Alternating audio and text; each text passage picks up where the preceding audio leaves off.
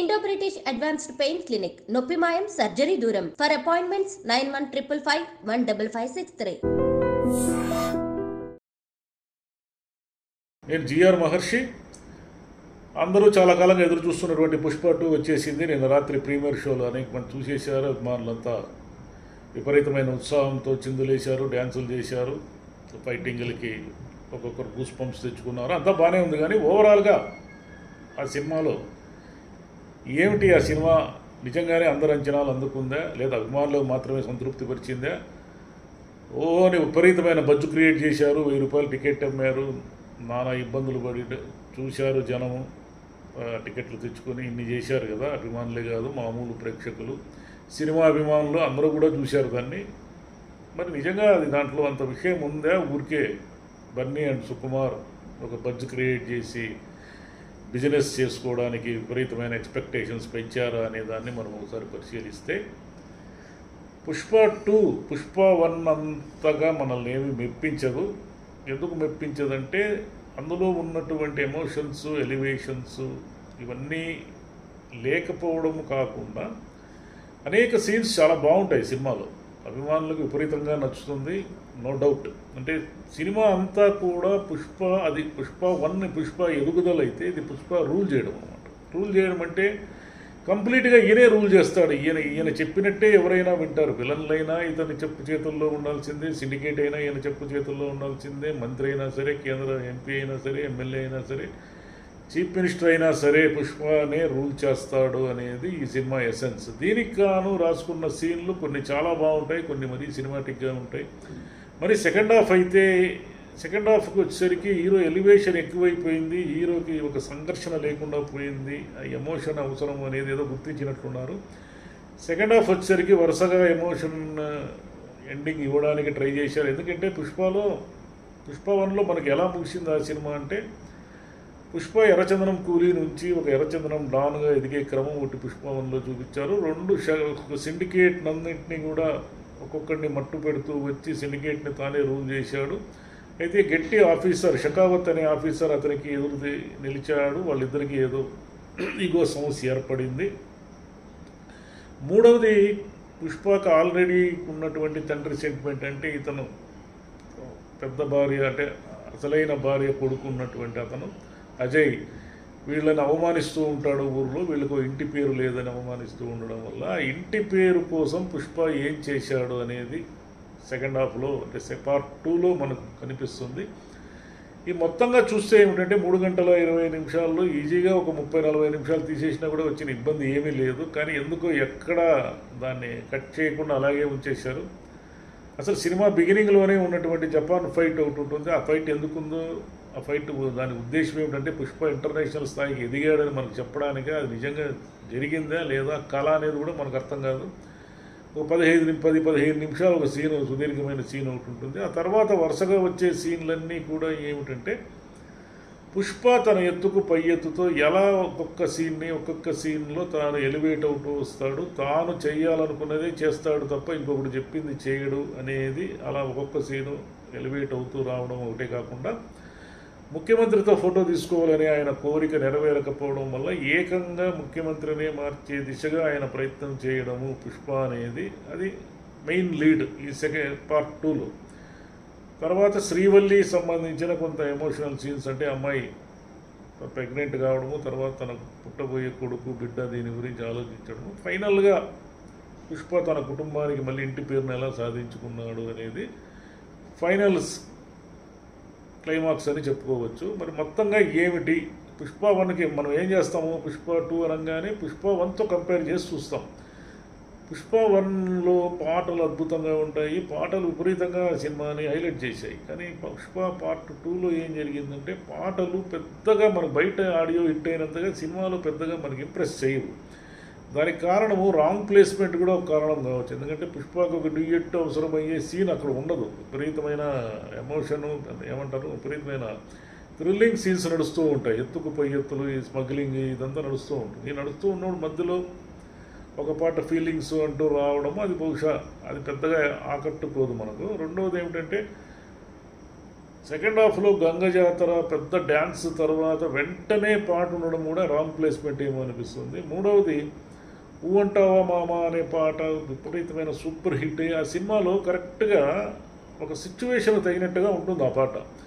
ఇక్కడ మనకి సిచ్యువేషన్ ఏమీ పెద్దగా అనిపించదు, ఇది సిచ్యువేషన్ని క్రియేట్ చేసినట్టు అనిపిస్తుంది. పుష్ప 1కి 2కి ఉన్న ప్రధానమైన తేడా ఏమిటంటే పుష్ప 1లో సంఘటనలు వాటంతటవే జరిగిపోతూ ఉంటాయి అవి, కానీ పార్ట్ 2 వచ్చేసరికి హీరోకు అనుకూలంగా జరుగుతాయి చాలా సంఘటనలు. అంటే హీరో తను అనుకున్నది ఏమైనా చేస్తాడు కాబట్టి అతనికి ఎదురే లేదు. అంటే సంఘర్షణ అనేది లేకపోతే హీరో ఎంత గొప్పవాడు ఎంత పెద్ద తోపు అని మీరు చెప్పినప్పటికీ అతనికి ఎదురుగా బలమైన విలన్ ఎవరు నిలబడకపోవడం అనేది ఈ సినిమాలో ఒక మైనస్. ఫైనల్గా ఏదో ఒక హఠాత్తుగా అప్పటి వరకు సినిమాలో లేనటువంటి ఒక విలన్ని తెచ్చి క్లైమాక్స్ని తీసుకొని లాక్కొని రావడం అనేది కూడా ఒక రాంగ్ స్టెప్. ఎందుకంటే అప్పటి వరకు అతను ఎవరు కూడా మనకు తెలియదు. ఒక హఠాత్తుగా ఒక విలన్ వస్తాడు, ఆ విలన్తో కథ నడుస్తుంది. అంటే ఇంతకంటే కథ చెప్తే ఇది స్పాయిలర్ అవుతుంది కాబట్టి నేను కథని రివీల్ చేయడం లేదు దీంట్లో. నిజానికి కథ అంటూ ఏమీ లేదు, పుష్ప రూల్ చేయడం అనేదే కథ. దీంట్లో షకావత్ ఫస్ట్ పార్ట్లో కొంత గంభీరంగా కాస్త నిబద్ధతగా ఉన్నటువంటి షకావత్ సెకండ్ పార్ట్కి వచ్చేసరికి చాలా సీన్లలో బఫూన్ లాగా మారిపోతాడు. అంటే హీరో చేతిలో నిరంతరం ఓడిపోతూ ఒక బఫూన్ తరహాగా మారిపోతాడు. ఇంకోటి ఏమిటంటే 1-2 సన్నివేశాలు సుకుమార్ స్థాయికి తగినట్టుగా మనకు అనిపించవు, ఎందుకంటే మరి చీప్గా ఉన్నాయి. ఆ షకావత్ తర్వాత అతను హీరో వచ్చి ఎలా ఎదుర్కొంటాడనే చోట ఒక సన్నివేశం మరీ దాన్ని ఏమంటారు మరీ చీప్గా ఉంది. అది సుకుమార్ స్థాయికి కరెక్ట్ కాదేమో. ఓకే, అంటే ఇప్పుడు అభిమానులు విజిల్ వేయడం అభిమానులకి నచ్చడం అనేది కూడా అంటే గూస్ బంప్స్ అంటారే, అలాంటి రావడం అనేది ఇంపార్టెంట్ కాబట్టి అక్కడ ఏది కరెక్ట్ ఏది తప్పు అనేది కూడా అనవసరము. ఇంకోటి ఏమిటంటే 300 అని ఒక సినిమా ఉంది, 300 అని చాలా కాలం క్రితం ఒక సినిమా వచ్చింది. ఆ సినిమాలో ఒక 2 సన్నివేశాలు బహుశా దీనికి ప్రేరణగా ఉండొచ్చు. ఎందుకంటే భార్యకి అవమానం జరగడం వల్ల అతను అంత పెద్ద యుద్ధానికే పోతాడు. దీంట్లో కూడా భార్యకు సంబంధించిన ఒక ఎలిమెంట్ వల్ల ఇతను చాలా దూరం పోతాడు. అట్లనే రెండోది ఏమిటంటే అందులో 300లో హీరో ఒక గ్రూప్ను ఉద్దేశించి మీరెవరు అని అడుగుతాడు. దీంట్లో కూడా ఏమిటంటే ఒక సన్నివేశంలో హీరోయిన్ ఒక గ్రూప్ను ఉద్దేశించి మీరెవరు అని అడిగి ఆ సన్నివేశం చాలా బాగుంటుంది. హీరోయిన్ అమ్మాయి రష్మిక చాలా బాగా చేసింది ఆ సన్నివేశంలో. మరి ఏమిటి మొత్తంగా సినిమా ఏమిటి, ప్లస్ పాయింట్లు ఏమిటి, మైనస్ పాయింట్లు ఏమిటి, ఇలా ఆలోచిస్తే ఏమిటంటే ఒకటి బ్యాక్గ్రౌండ్ స్కోర్ బాగుంది, కెమెరా వర్క్ బాగుంది, కానీ లెంత్ ఎక్కువ, అది ప్లస్ పాయింట్ కిందకి రాదు కాబట్టి మైనస్ పాయింట్, అది లెంత్ ఎక్కువైపోయింది అనేది. ఇక హీరోకు సంబంధించిన ఎలివేషన్ మీదే డైరెక్టర్ కానీ రైటింగ్ టీం కానీ దృష్టి పెట్టిందే తప్ప మొత్తంగా కథలో ఇతర పాత్రలు ఏవి కూడా హైలైట్ కాకపోవడం అనేది ఒక మైనస్. అంటే లాస్ట్ టైం పుష్ప 1లో ఏమిటి అజయ్ ఘోష్, సునీల్, అనసూయ, షకావత్తు, అంత ముందు ఉన్నటువంటి గోవిందప్ప అనే ఒక ఎస్ఐ, ఇలా ఒకరొక్కరు హైలైట్ అవుతూ వస్తారు. ఇప్పుడు ఏమిటంటే సెకండ్ పార్ట్లో పుష్ప ఇంటర్నేషనల్ స్థాయికి వెళ్ళిపోవడంతో ఈ ఇంటర్నేషనల్ స్థాయికి అంతకు మించిన విలన్ లేవుని తేలాక ఇంక అసలు విలనే లేకుండా పరిస్థితి వచ్చేసింది. విలన్ మళ్ళీ షకావతి వచ్చాడు, కానీ షకావతి ఎంతసేపు కూడా ఏదో అమాయకత్వంతో కూడిన ఎత్తుగడలు, ఏదో ఈగోతో కూడిన ఎత్తుగడలు వేయడం వల్ల ప్రతిసారి ఏదో ఫూల్ అయిపోవడం అనేది జరుగుతూ ఉంటుంది తప్ప ఇంటెలిజెన్స్ అనేది ఏమి కనబడదు. అక్కడ కండబలమే తప్ప ఇంటెలిజెన్స్ ఏమి ఎక్కడ ఇటువైపు కనపడదు మనకు. అది ఏదో కొన్ని సీన్లో ఇంటెలిజెన్స్ లాగా అనిపిస్తుంది, కానీ అదేం ఇంటెలిజెన్స్ కాదు. అది మైనస్ పాయింట్లు అని చెప్పాల్సి వస్తే ఒకటి పాటలు పెద్దగా హెలివేట్ కాకపోవడము, వరుసగా ఫైట్లు ఉండడము అనేది, మధ్యలో ఏదో కథ జరుగుతూ ఉండాలి కదా, కథ జరగకపోకుండా వరుస ఫైట్లు ఉండడము, క్లైమాక్స్ మళ్ళీ రొడ్డ కొట్టుడుగా అట్లా అంటే అనేక సినిమాల్లో చూసేసిన సన్నివేశాల్లాగే రిపీట్ కావడము. ఇంకోటి కాంతారా ఇన్స్పిరేషన్ ఏమైనా ఉందా క్లైమాక్స్లో అని కూడా మనకు అనిపిస్తుంది. అంటే కాంతారాలో క్లైమాక్స్ వల్ల గూస్ బంప్స్ రావడం ఇవన్నీ జరిగింది కాబట్టి ఇక ఏదైనా కొత్తగా ఏమైనా జరుగుతుందేమో అని మనం ఎక్స్పెక్ట్ చేస్తాము. కానీ పాత సినిమాల్లో లాగానే ఎండ్ కావడం అనేది కూడా దీనికి ఒక మైనస్ ఏమో. సరే, పుష్ప 3 కూడా ఉందంటున్నారు, పుష్ప 3 ర్యాంపేజింగ్ అని ఏదో చెప్పారు.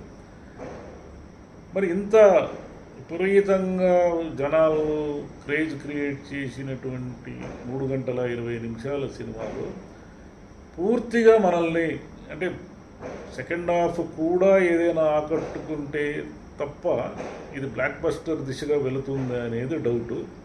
అంటే ఇప్పుడు ఏమిటంటే పుష్ప అనేది అందరూ చూస్తారు, అదేం పెద్ద విషయం, ఓపెనింగ్స్ రావడం అదేం పెద్ద విషయం కాదు. కానీ సరే ఒక క్లాసిక్గా పుష్ప 1 లాగా కల్ట్ క్లాసిక్గా పుష్ప 2 కూడా ఉంటుందని ఎక్స్పెక్ట్ చేశారు. కాబట్టి పుష్ప 2 కల్ట్ క్లాసిక్ స్థాయికి వెళ్ళిందా లేదా అంటే మనం కొంచెం ఆలోచించుకొని చెప్పాల్సి ఉంటుంది. కల్ట్ క్లాసిక్ కాదు కదా, మరి ఎక్స్పెక్టేషన్ తగినంతగా కూడా లేదేమో అని ఎక్కడో డౌట్. పోను మరి రెస్పాన్స్ ఎలా ఉంటుంది, నిజంగానే ఆ యాక్షన్ సన్నివేశాలకి థ్రిల్ అయిపోయి సినిమాని 1కి 4 సార్లు చూసేసి జనం సూపర్ హిట్ చేసేస్తారు. అసలు నార్త్లో దీని రెస్పాన్స్ ఎలా ఉంటుంది, ఎందుకంటే విపరీతమైన రక్తపాతము ఫైట్స్ ఉన్నాయి. కాబట్టి దీది ఎలా ఉంటుంది, ఇది ఫైనల్గా దీని రిజల్ట్ అనేది మనం ఇప్పుడే చెప్పలేము. కానీ మామూలుగా సినిమా అభిమానులకైతేనేమి సినిమా విపరీతంగా బ్రహ్మాండంగా ఉంటుంది, ఏదో అద్భుతం స్క్రీన్ మీద జరుగుతుందని ఆశిస్తున్న వాళ్ళకైతేనేమి కొంత నిరాశపరిచిందని చెప్పాలి. పూర్తిగా హైట్స్ అందుకోలేదు, కానీ అల్లు అర్జున్ నటన మాత్రము పరాకాష్ట. అంటే అతను పెట్టిన శ్రమ, అతను పెట్టిన ఎఫర్టు, ఒక క్యారెక్టర్ని డిజైన్ చేసుకోవడంలో అతను చూపిన శ్రద్ధ, ఇవన్నీ కూడా మనకు చాలా స్క్రీన్ మీద చాలా స్పష్టంగా కనబడతాయి, చాలా ఇంప్రెసివ్గా కూడా ఉంటాయి. అల్లు అర్జును, ఆ అమ్మాయి రష్మిక, వీళ్ళిద్దరూ బ్రహ్మాండంగా నటించారు.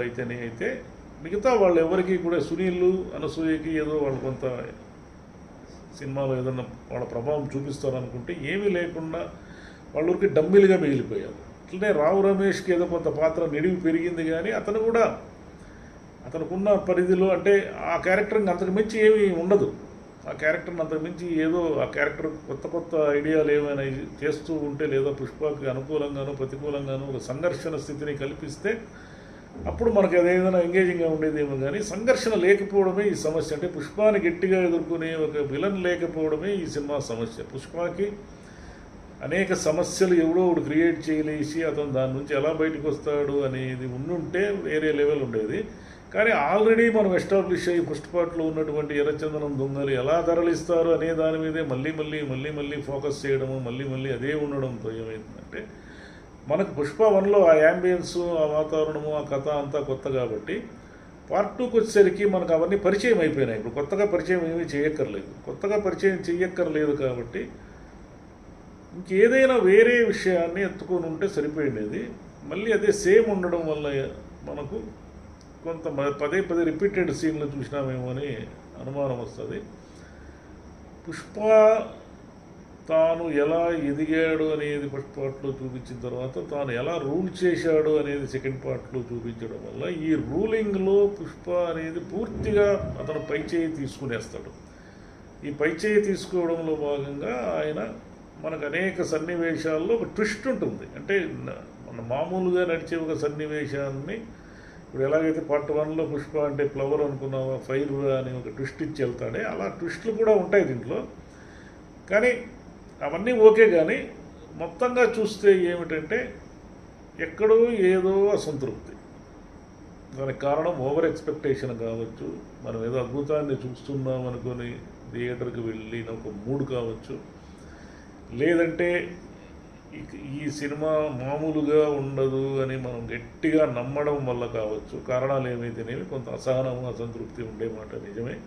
బట్ ఓవరాల్గా ఓకే, ఇబ్బంది ఏమి లేదు సినిమాకి. కానీ అంత వీళ్ళు చెప్పినంత 2000 కోట్ల స్థాయి అందుకుంటుంది అంటే మాత్రం అది కొంచెం అనుమానమే. అందుకుంటే అద్భుతమే. Thank you.